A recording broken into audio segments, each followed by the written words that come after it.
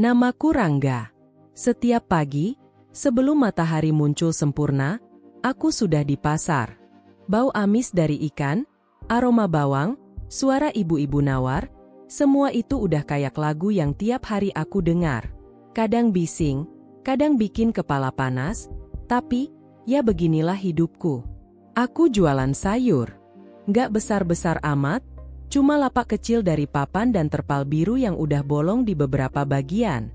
Tapi dari sini aku bisa nyambung hidup, bisa beli obat buat ibu, yang udah lama sakit paru-paru. Setiap hari aku mikir cuma satu hal, gimana caranya jualanku habis, biar bisa pulang bawa uang cukup buat beli beras dan obat ibu. Pagi itu, pasar rame banget, hujan semalam bikin tanah becek, dan orang-orang jalan sambil hati-hati biar nggak kepleset. Aku datang agak telat karena harus bantuin ibu dulu di rumah. Pas sampai di pasar, ternyata lapak sebelahku yang biasanya kosong udah diisi orang. Aku agak kaget, soalnya itu tempat udah lama nggak dipakai siapapun. Di situ sekarang berdiri seorang cewek, sekitar seumuranku, mungkin malah lebih muda sedikit. Dia lagi sibuk nyusun ember-ember kecil berisi bunga potong warna-warni. Bunga mawar, melati, anggrek, sampai krisan. Cantik, sih, tapi entah kenapa, aku malah kesel. Aku taruh keranjang sayur di depan lapakku sambil nyenggol sedikit ember bunganya. Ini tempat siapa ya? Tanyaku. Dia menoleh, matanya tajam banget. Tempat jualan. Kenapa? Nah, itu dia masalahnya, kataku sambil nyengir setengah hati. Tempat ini biasanya aku pakai buat taruh dagangan. Kok tiba-tiba kamu buka lapak di sini? Cewek itu nyebutin namanya. Alia. Aku baru mulai jualan di sini, Mas. Katanya tempat ini kosong, jadi aku pakai. Emangnya kenapa? Aku ngelus dada. Iya, kosong. Tapi biasanya aku geser ke situ kalau yang depan penuh. Nggak bisa geser dikit aja? Dia mendengus, tangannya dilipat di dada. Mas, ini bukan tempat pribadi. Ini pasar umum.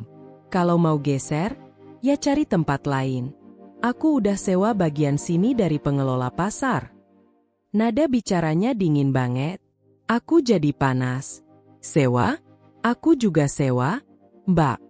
Tapi biasanya pedagang tuh saling ngerti, nggak kaku gini. Dia nggak jawab, cuma balik lagi nyusun bunganya sambil ngelap air di daun mawar dengan hati-hati. Aku ngerasa diremehkan banget. Dari situlah, awal pertengkaran itu dimulai. Seharian aku jualan dengan wajah cemberut. Setiap kali ada pelanggan yang berhenti di dekat bunganya, aku pura-pura batuk keras biar mereka nggak salah beli. Dan kalau ada pelanggan aku yang nyenggol ember bunganya, aku pura-pura nggak lihat. Mas, tolong agak geser dikit, air dari embernya netes ke sayuranku nih. Kataku waktu siang mulai panas. Dia nyeletuk tanpa lihat aku. Ya namanya juga bunga hidup, Mas. Butuh air. Kalau nggak suka, pindah aja. Astaga, aku pengin ngomel, tapi di depan pelanggan, jadi aku tahan. Tapi semakin lama, aku sadar, pelanggan malah banyak yang tertarik mampir ke lapaknya. Cewek itu punya senyum manis kalau udah ngeladenin pembeli. Berbeda banget sama waktu ngomong ke aku. Dia sopan, sabar, dan kelihatan tulus banget waktu ngerangkai bunga pesanan orang.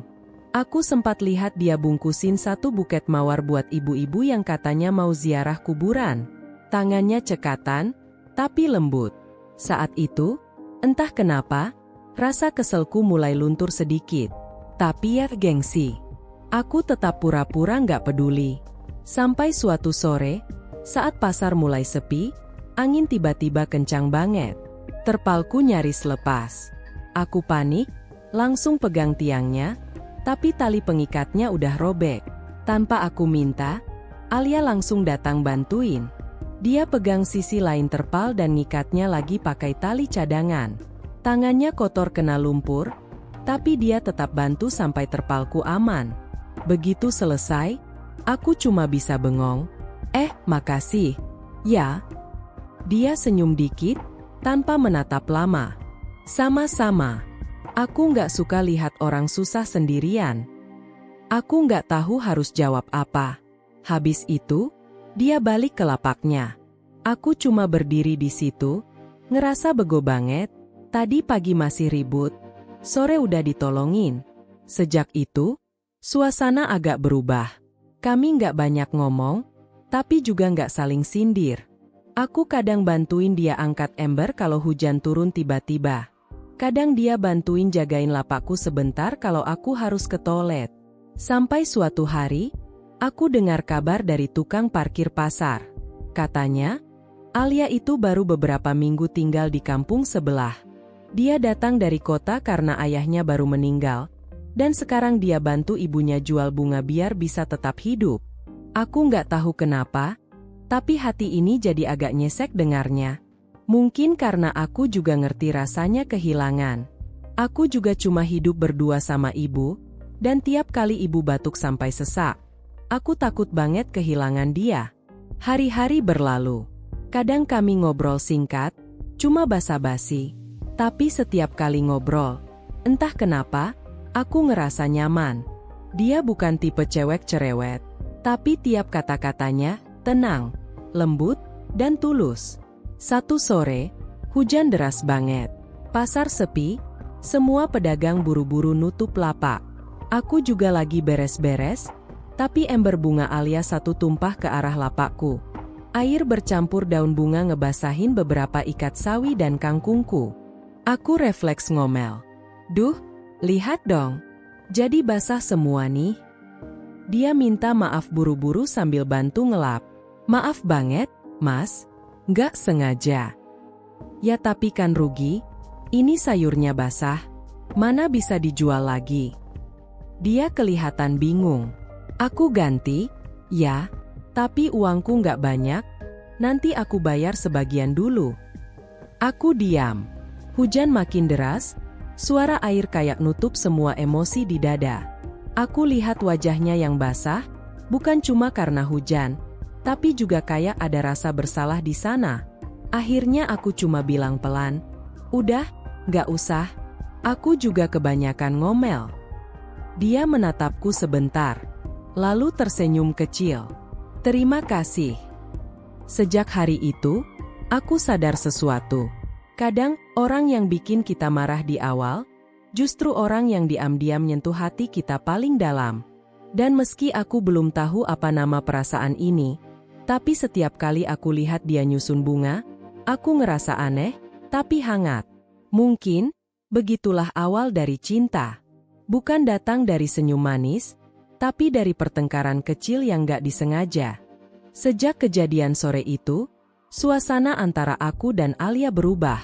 Kami nggak lagi saling sindir, nggak lagi adu mulut soal tempat dagang. Kadang malah saling bantu kalau pasar lagi ramai. Lucunya, pedagang lain sampai ngegodain kami berdua. "Wah, Rangga udah punya teman baru ya?" kata Bu Siti, penjual ayam di sebelah. Aku cuma nyengir, pura-pura nggak dengar. Tapi dalam hati, entah kenapa, ada rasa hangat yang susah dijelasin.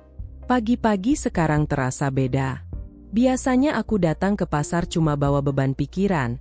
Sekarang ada semangat kecil yang muncul tiap kali aku lihat Alia udah duduk di lapaknya, sibuk nyusun bunga. Kadang dia nyanyi pelan. Suaranya lembut banget, hampir kalah sama suara ayam pasar, tapi entah kenapa, aku selalu pengen dengar lebih lama. Suatu hari, aku lagi bongkar sayur waktu lihat seorang anak kecil datang ke arah lapaknya Alia. Bajunya kumal, rambutnya basah karena keringat, dan di tangannya ada beberapa lembar uang receh yang udah lecek. "Bu, bisa beli satu bunga buat ibu?"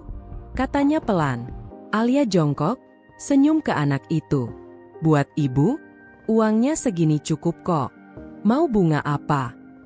Anak itu nunjuk ke mawar merah, tapi jelas uangnya nggak cukup. Alia tahu itu, tapi dia pura-pura ngitung-ngitung, lalu bilang, "Pas banget, uangmu cukup buat satu mawar paling cantik ini." Dia bungkus bunganya pakai kertas warna coklat, terus ngelus kepala si anak kecil itu sebelum nyerahin. Anak itu senyum lebar banget, lalu lari pergi sambil bawa bunga. Aku cuma bisa diam ngeliatin. Gak tahu kenapa, dadaku terasa hangat banget. Cewek itu beda. Setelah anak kecil itu pergi, aku akhirnya buka suara. Kamu rugi dong. Itu bunga mahal, kan? Alia cuma nyengir. Nggak apa-apa. Kadang yang kita kasih kecil buat kita, tapi besar banget buat orang lain. Kalimat itu nancep banget di kepalaku. Aku nggak bisa berhenti mikir sampai sore. Sore harinya, pasar mulai sepi. Aku baru sadar, wajah Alia kelihatan pucat. Tangannya gemetar waktu nyusun bunga. Kamu sakit ya? Tanyaku. Dia kaget. Enggak kok. Cuma kurang tidur. Tapi aku tahu dia bohong. Aku perhatiin, waktu dia duduk, napasnya agak berat. Akhirnya aku ambil segelas air dari termos dan ngasih ke dia. Nih, minum dulu. Kamu kelihatan capek. Dia nerima sambil tersenyum, tapi matanya kayak nyimpen sesuatu. Terima kasih, Mas Rangga. Aku cuma angguk. Tapi malamnya, waktu aku pulang ke rumah, aku nggak bisa berhenti mikirin wajah pucatnya itu. Rumahku sederhana banget, dinding dari papan, atap bocor di beberapa bagian. Di dalam cuma ada 2 orang, aku dan ibu. Waktu aku buka pintu, ibu udah duduk di kursi bambu, batuk pelan. Rangga, udah pulang, Nak? Iya, Bu. Mau aku buatin teh? Iya, boleh. Aku nyiapin teh, lalu duduk di sebelahnya. Ibu ngelus punggung tanganku sambil senyum. Kamu kelihatan capek. Tapi ibu senang lihat kamu semangat belakangan ini. Ada apa, Nak? Aku langsung ngerasa pipiku panas. Nggak ada apa-apa, Bu. Cuma pasar agak rame aja. Ibu ngakak kecil. Ah, iya. Pasti gara-gara ada yang bikin kamu betah di pasar ya? Aku kaget. Ibu ini, asal aja. Tapi ibu cuma senyum. Senyum khasnya yang selalu bikin aku tenang. Kalau memang ada yang kamu suka, Rangga, jangan takut ngomong. Hidup ini terlalu singkat buat nunggu kesempatan datang 2 kali. Aku diam. Kata-kata itu terasa dalam banget malam itu. Aku nggak tahu kenapa, tapi hati kecilku bilang, mungkin ibu benar. Besoknya, aku datang ke pasar lebih pagi dari biasanya. Tapi lapak Alia masih kosong. Jam 7, 8 dia belum datang juga. Biasanya jam segitu dia udah ada. Aku mulai resah. Sampai akhirnya, sekitar jam 9, dia datang buru-buru. Wajahnya kelihatan lelah banget. Aku telat ya? Maaf, tadi ngurus ibu dulu. Katanya sambil buru-buru buka ember dan susun bunga. Aku baru tahu, dia juga hidup berdua sama ibunya. Sejak itu, aku makin ngerti kenapa dia kerja keras banget. Hari berganti minggu. Kami makin akrab, tapi tetap ada batas. Kadang kami makan bareng di warung pasar. Kadang cuma saling tukar bekal. Suatu siang, waktu aku lagi istirahat di depan lapak, aku lihat Alia diam aja. Nggak seperti biasanya yang sibuk atau nyapa pembeli. Dia cuma duduk sambil mandangin bunga yang mulai layu. Aku duduk di sebelahnya. Kenapa, Alia? Dia ngelamun sebentar, terus ngomong pelan. Aku cuma kangen, Mas. Kangen siapa? Dia ngusap matanya pelan. Ayahku. Dulu dia yang suka ngantar aku ke sekolah tiap pagi. Sekarang tiap lewat jalan pasar ini, aku selalu kebayang dia jalan di sebelahku. Aku diam. Angin sore lewat pelan, bawa aroma melati dari ember di depannya. Aku juga, kataku akhirnya. Kangen seseorang yang belum hilang. Tapi aku tahu, waktunya sebentar lagi. Dia menatapku, bingung. Aku lanjut, Ibu. Dia sakit, Alia. Paru-parunya udah parah. Tapi tiap pagi dia tetap nyuruh aku kerja. Bilang jangan kasihan sama dia. Alia menunduk. Kamu kuat banget, Mas? Aku geleng. Enggak. Aku cuma nggak punya pilihan lain. Kami diam lama. Tapi diam itu nggak hampa. Justru terasa hangat, kayak dua orang yang saling ngerti tanpa harus ngomong banyak. Beberapa hari setelah itu, aku mulai perhatiin satu hal. Alia selalu bawa termos kecil. Awalnya aku kira isinya air minum, tapi waktu sekali aku lihat dia ngeluarin botol obat dari tasnya, aku baru sadar, dia juga sakit. Obat apa itu? Tanyaku waktu dia lagi minum. Dia kelihatan kaget. Oh, ini cuma vitamin. Tapi aku tahu itu bukan vitamin. Aku pernah lihat bungkusnya waktu ngambilin air buat dia. Obat lambung sama pereda nyeri. Aku nggak mau maksa tanya. Tapi hatiku jadi berat. Cewek itu selalu senyum, selalu ramah ke semua orang, tapi di balik senyum itu, ada luka yang dia sembunyikan rapat-rapat. Suatu sore, hujan deras lagi. Kami berteduh bareng di bawah tenda terpal lapakku. Dia duduk di sebelahku, basah kuyup, tapi masih bisa ketawa kecil. Hujan selalu datang tiba-tiba ya, Mas, katanya. Aku ikut ketawa. Iya, kayak kamu. Tiba-tiba datang di hidupku. Dia melirik, lalu nyubit lenganku pelan. Ih, gombal. Aku ngakak, tapi dalam hati, aku nggak bercanda. Aku beneran ngerasa, kehadirannya datang tanpa rencana, tapi bikin hidupku berubah. Beberapa menit kemudian, dia cerita sesuatu yang nggak pernah dia bilang ke siapapun. Aku jual bunga karena ayahku dulu suka tanam bunga, katanya lirih. Setelah dia meninggal, rumah kami penuh bunga layu. Aku nggak tega lihatnya, jadi aku jual. Tapi lama-lama aku sadar, jual bunga itu bukan cuma soal uang. Tiap bunga yang aku jual, rasanya kayak aku kasih kehidupan baru buat sesuatu yang ayah tinggalkan. Aku nggak bisa ngomong apa-apa, cuma bisa dengerin. Karena di balik setiap kata-katanya, aku bisa ngerasain rasa rindu yang dalam banget. Malam itu, waktu aku pulang, aku ngerasa sesuatu di dada yang nggak bisa dijelasin. Aku mulai mikir, mungkin aku nggak cuma kasihan sama dia. Mungkin, aku mulai suka. Hari-hari berjalan cepat, dan aku mulai terbiasa dengan kehadiran Alia di hidupku. Rasanya aneh kalau pagi-pagi ke pasar dan lapak bunganya belum buka. Suasana jadi sepi, kayak ada yang kurang. Bahkan, aku jadi hafal semua kebiasaannya. Dia selalu datang bawa termos kecil dan 2 kantong plastik. 1 buat bunga, 1 lagi buat bekal makan siang. Dia suka makan pelan, dan tiap kali aku iseng godain, dia cuma nyengir sambil bilang, kalau makan buru-buru nanti perutku protes. Aku udah tahu maksudnya. Itu penyakit lambungnya. Tapi dia selalu menyembunyikan rasa sakit di balik senyum. Kadang aku iri. Dia selalu bisa tersenyum meski capek. Sementara aku, gampang banget kesel sama hidup. Hari itu, pagi terasa berat banget.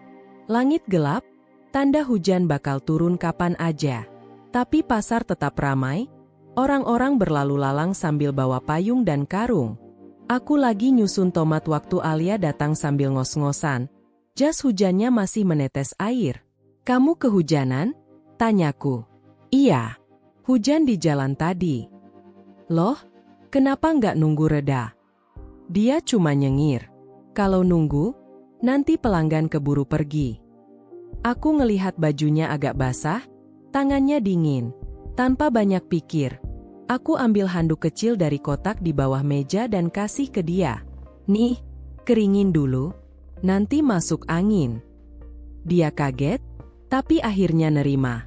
Makasih, Mas Rangga. Aku cuma angguk sambil pura-pura sibuk nyusun sayur. Padahal dalam hati, deg-degan.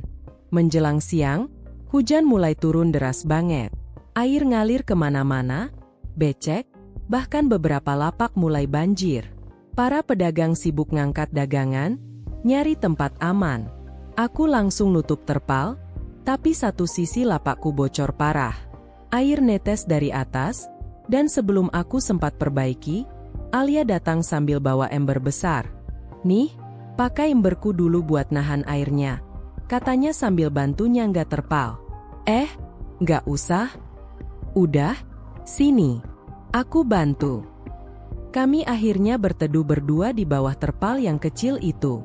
Hujan makin deras, sampai suara kami tenggelam oleh gemericik air yang jatuh ke tanah. Tapi entah kenapa, di antara ributnya suara hujan, aku merasa tenang. Dia duduk di sebelahku, diam. Cuma ada jarak beberapa senti antara kami. Aku bisa dengar napasnya pelan, dan aroma bunga dari bajunya samar-samar tercium. Campur aroma tanah basah, hangat banget rasanya. Aku suka hujan, katanya tiba-tiba. Oh ya? Kenapa? Soalnya hujan itu, kayak waktu. Datang tiba-tiba, bikin kita basah, tapi juga ninggalin udara yang sejuk. Aku senyum kecil. Aku nggak suka hujan. Soalnya bikin sayurku busuk. Dia ketawa kecil. Ya, beda-beda sih. Tapi buatku, hujan itu selalu punya kenangan. Kenangan? Tanyaku penasaran. Iya, dia menatap keluar terpal. Dulu, waktu ayah masih hidup, tiap hujan dia suka ngajak aku duduk di teras. Kami diam aja, cuma dengar suara air. Tapi itu momen paling tenang dalam hidupku. Aku diam. Lalu bilang pelan, aku juga punya kenangan soal hujan. Dia menoleh. Apa? Waktu kecil, ibu suka nyuruh aku mandi hujan. Katanya biar aku kuat, biar nggak gampang sakit. Tapi sekarang, setiap kali ibu batuk pas hujan turun, aku malah takut banget. Takut suatu hari hujan datang, tapi ibu nggak ada lagi buat aku lindungi. Alia nggak ngomong apa-apa, tapi tangannya pelan-pelan narik ujung selendangnya. Lalu dia lep air di tanganku yang basah. Semoga ibu kamu sembuh, Mas, katanya lembut. Aku nggak sanggup jawab, cuma bisa menatap wajahnya yang waktu itu. Entah kenapa, kelihatan indah banget. Hujan makin deras. Angin kencang, tapi kami tetap duduk di bawah tenda kecil itu. Suasana di pasar udah sepi banget, cuma sisa beberapa pedagang yang masih bertahan. Aku dan Alia akhirnya buka bekal masing-masing. Dia bawa nasi uduk, aku bawa tempe goreng sisa sarapan. Kami makan bareng, sambil sesekali saling nyuapin. Awalnya canggung, tapi lama-lama malah ketawa. Mas Rangga, kamu tuh aneh, loh, katanya. Kenapa? Kamu kayak orang keras kepala, tapi gampang banget nolong orang. Loh, itu kan bukan aneh. Itu namanya manusiawi. Dia ngakak. Ya tapi, kadang aku pikir kamu tuh lebih baik dari yang kamu tunjukin. Aku pura-pura nggak ngerti maksudnya. Padahal hati rasanya kayak disiram hangat. Hujan di luar berhenti pelan-pelan, tapi di dalam dadaku, malah baru mulai turun. Sore itu, setelah hujan reda, pasar berubah jadi lengang. Langit abu-abu, jalanan masih becek. Alia sibuk beresin bunga-bunganya yang sempat kena air. Aku bantu pelan-pelan, mindahin ember dan lap daun bunga satu persatu. Waktu itu, aku lihat tangannya luka kecil di jari. Kamu kenapa? Tanyaku. Ah, ini, kena duri mawar tadi. Darahnya keluar tuh. Cuma sedikit, Mas, nggak apa-apa. Tapi aku tetap ambil plester dari tas kecilku dan pasangin di jarinya. Dia bengong. Mas, kamu bawa plester? Aku nyengir. Namanya juga pedagang. Kadang pisau sayur lebih galak dari duri bunga. Dia ketawa kecil. Tapi waktu aku tempelkan plester itu, tanganku sempat menyentuh kulitnya yang halus dan dingin. Sekejap, waktu berhenti. Aku langsung menarik tangan, deg-degan setengah mati. Alia juga diam. Kami sama-sama pura-pura sibuk. Tapi aku tahu, dia juga ngerasa sesuatu yang sama. Hari-hari berikutnya, hubungan kami makin dekat. Tapi justru karena itu, aku mulai takut. Takut kalau semua ini cuma sementara. Takut kalau hidup sederhana kayak aku nggak pantas punya perasaan sebesar itu. Suatu sore, waktu aku lagi ngelap meja, Alia tiba-tiba ngomong pelan.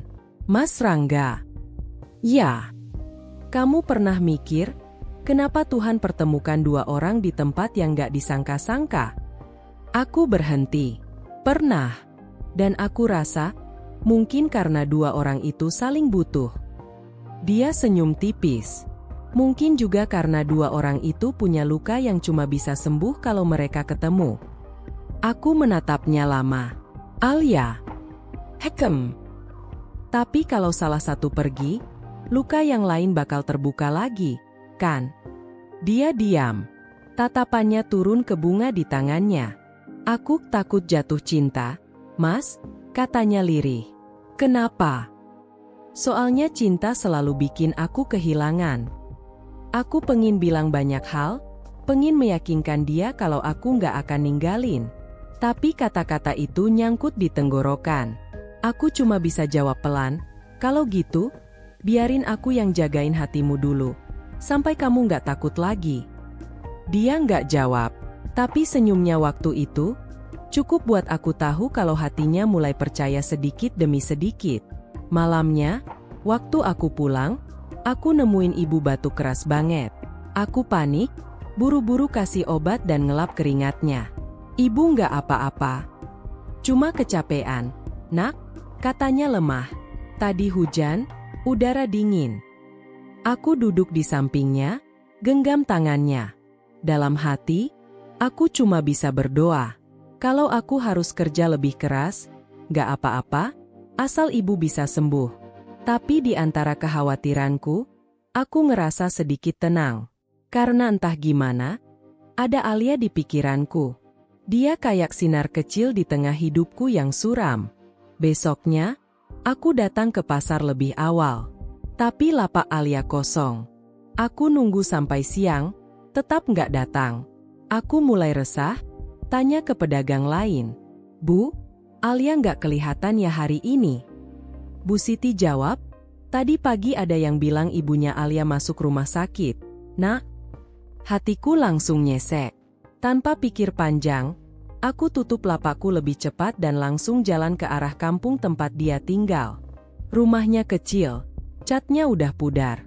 Aku lihat Alia duduk di depan rumah, matanya sembab. Alia. Dia kaget lihat aku datang. Mas Rangga, kok kamu? Aku langsung duduk di sebelahnya. Aku dengar ibu kamu sakit. Dia angguk pelan. Iya, tiba-tiba sesak napas tadi pagi. Sekarang udah dibawa ke puskesmas. Aku nggak tahu harus ngomong apa. Aku cuma bisa pegang bahunya pelan. Sabar ya. Semua bakal baik-baik aja. Dia menatapku lama, lalu tiba-tiba bersandar di bahuku. Mas, aku capek banget. Aku biarkan. Hujan kecil turun lagi sore itu, tapi kali ini, aku nggak ngerasa sendirian. Aku tahu, perasaan yang tadinya samar, sekarang udah jelas banget. Aku jatuh cinta. Pasar udah mulai sepi akhir-akhir ini.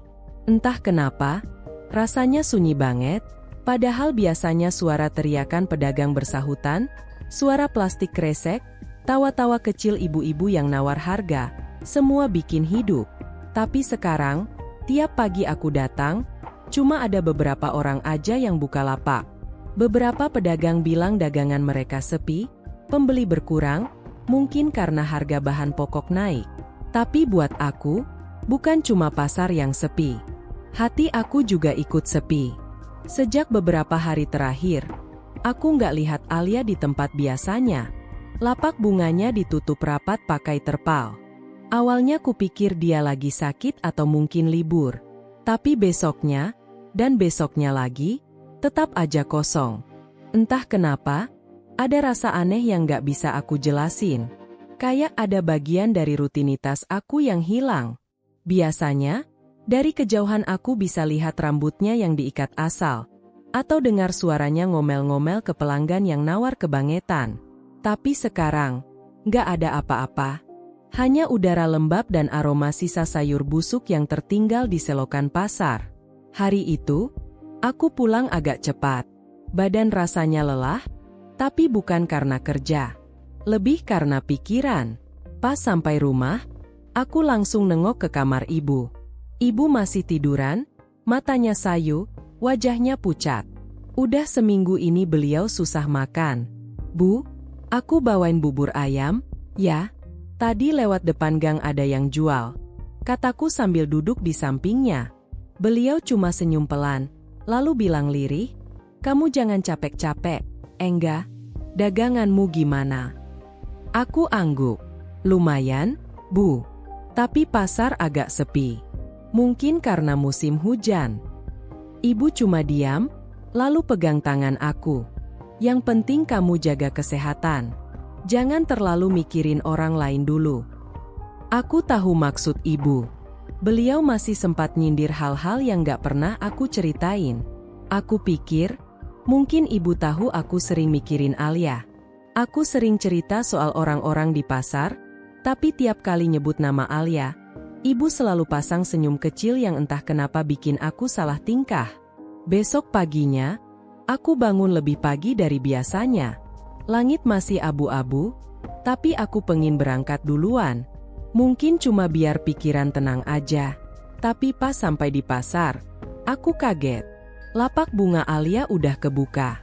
Aku berdiri agak jauh, pura-pura nyusun kangkung padahal mata terus ngelirik ke arahnya. Dia lagi ngerapiin ember-ember bunga yang udah mulai layu. Rambutnya diikat tinggi, wajahnya kelihatan capek, tapi tetap cantik. Entah kenapa, aku pengen nyamperin, tapi takut dibilang sok perhatian. Akhirnya aku pura-pura lewat depan lapaknya sambil bawa timbangan. Udah buka lagi ya? Tanyaku, pura-pura santai. Alia ngangkat kepala, sedikit kaget.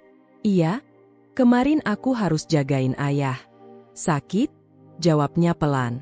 Oh, semoga cepat sembuh. Ya. Dia cuma angguk, lalu sibuk ngerapiin bunga.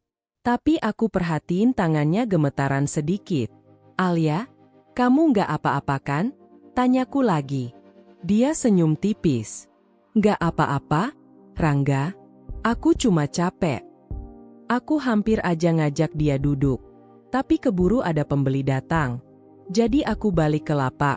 Pura-pura kerja padahal pikiran terus ke dia. Beberapa kali aku lihat Alia ngehapus keringat di wajahnya. Tapi kelihatan kayak lagi nahan sesuatu. Aku tahu perasaan itu, berusaha kelihatan kuat padahal di dalamnya lagi rapuh banget. Hari terus berjalan, tapi rasa khawatir itu nggak hilang.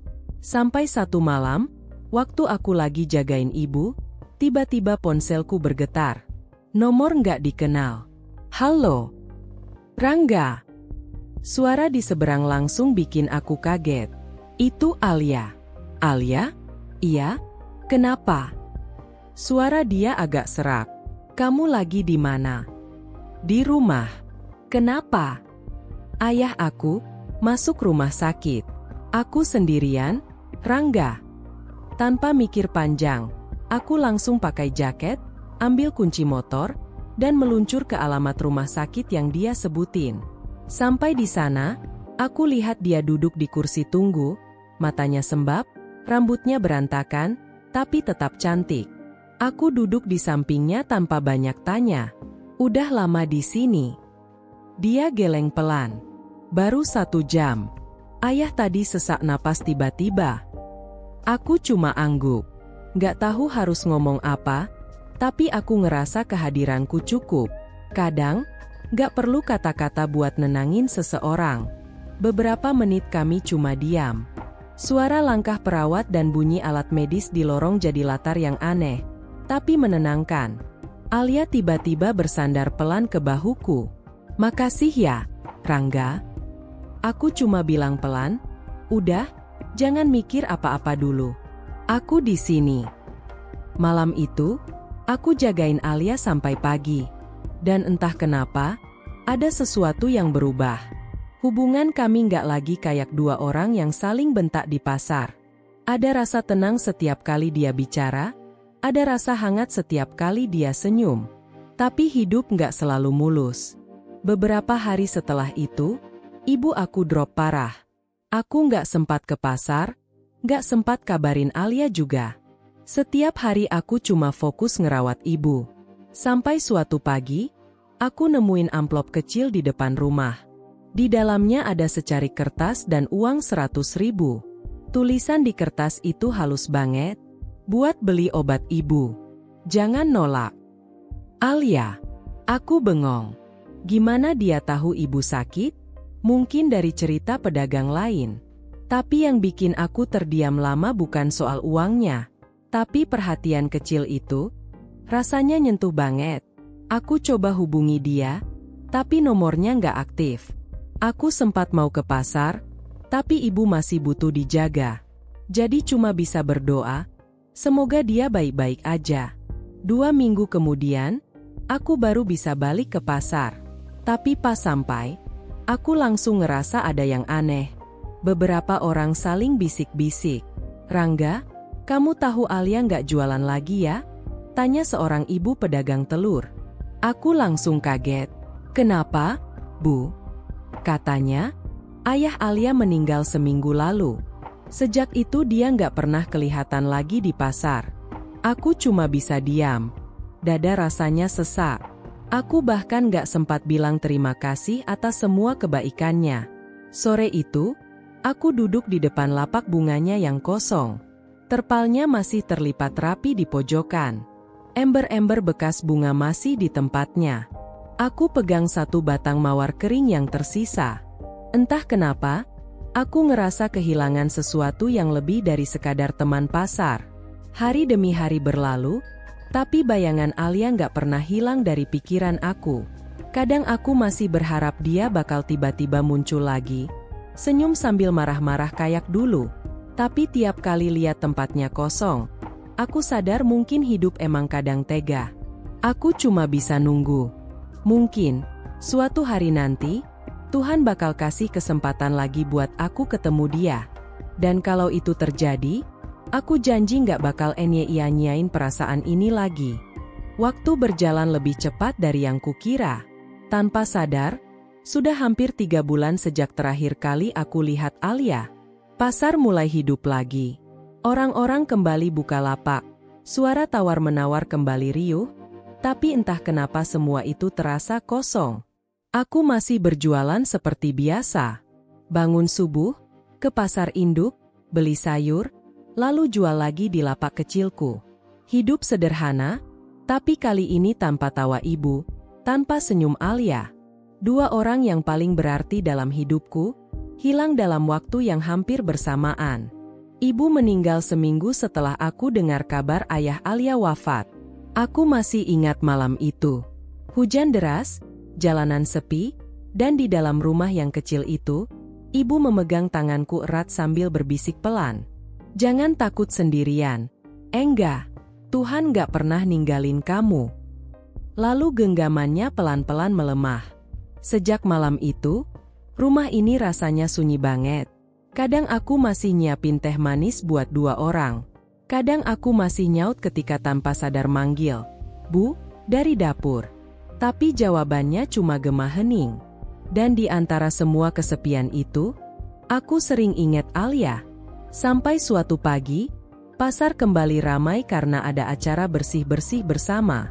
Aku ikut bantu, ngangkat karung, nyapu, dan beberes lapak. Tiba-tiba, di tengah keramaian itu, mataku menangkap sesuatu. Seseorang berdiri di ujung jalan pasar, bawa sekeranjang bunga mawar putih.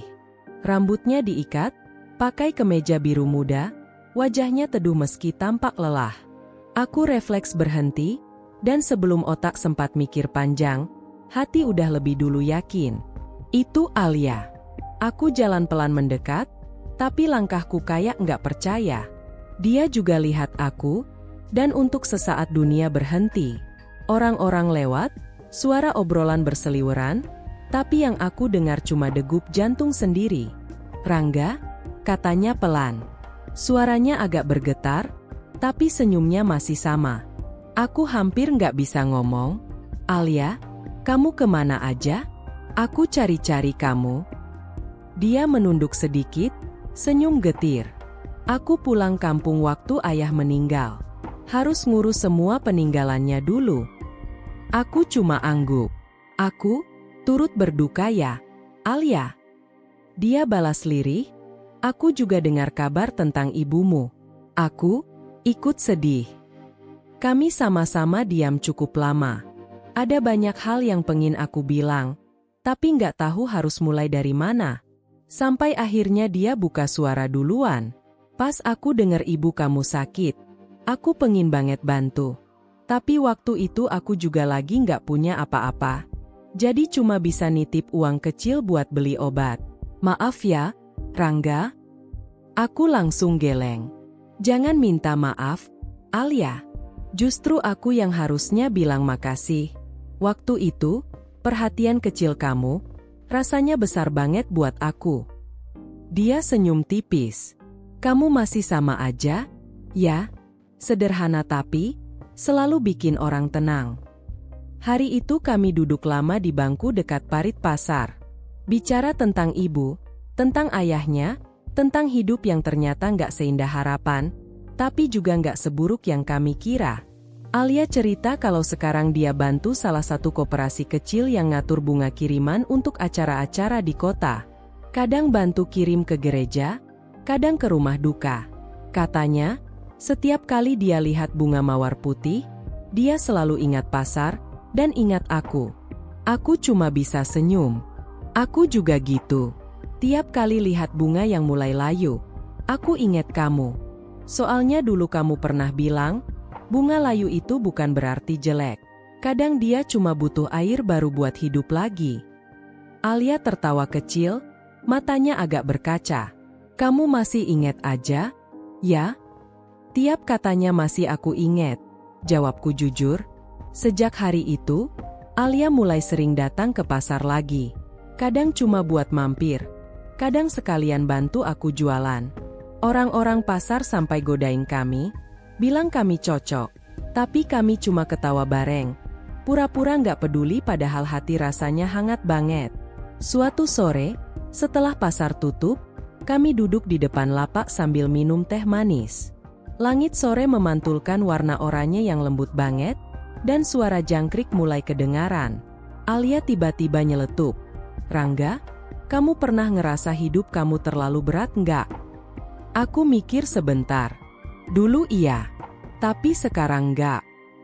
Dia nengok, heran. Kenapa? Aku senyum kecil. Karena aku sadar, beratnya hidup bisa jadi ringan kalau ada orang yang nemenin.